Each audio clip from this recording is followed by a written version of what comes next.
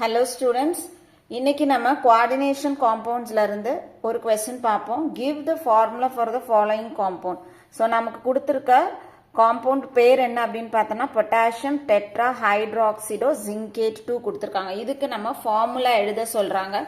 So நம்ம first formula frame பண்ணுவோம். potassium, so K போட்டாச்சு, tetrahydroxido, so hydroxidoனா OH, 4 times zinc இதனுடைய charge 2. இப்போ formula frame பண்ணுவோம்.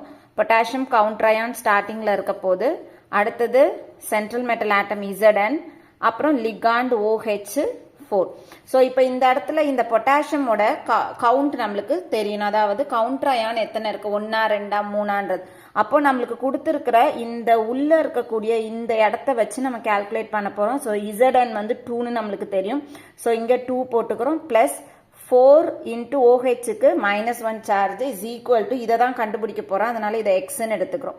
So அப்போ இந்த இடத்துல 2 minus 4 is equal to x. இப்போ x is equal to -2. அப்போ இந்த இடத்துல சார்ஜ் நம்மளுக்கு எவ்வளவு வருது, -2 வருது. இப்போ இது -2னா இதை நியூட்ரல் பண்றதுக்கு இந்த இடத்துக்கு சார்ஜ் எவ்வளவு இருக்கணும், +2 இருக்கணும். ஸோ பொட்டாசியமோட ஆக்சிடேஷன் ஸ்டேட் +1. அப்போ 2 வரணும் அப்படின்னா இந்த இடத்துல பொட்டாசியம் எத்தனை இருக்கணும், 2 இருக்கணும். அப்போ நம்மளுக்கு ஃபைனல் ஃபார்முலா என்னவா இருக்கணும், K2 Zn OH 4ன்னு இருக்கணும்.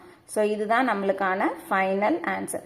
அதாவது பொட்டாசியம் டெட்ராஹைட்ராக்சிடோ ஜிங்கேட் 2க்கான ஃபார்முலா K2 Zn OH 4.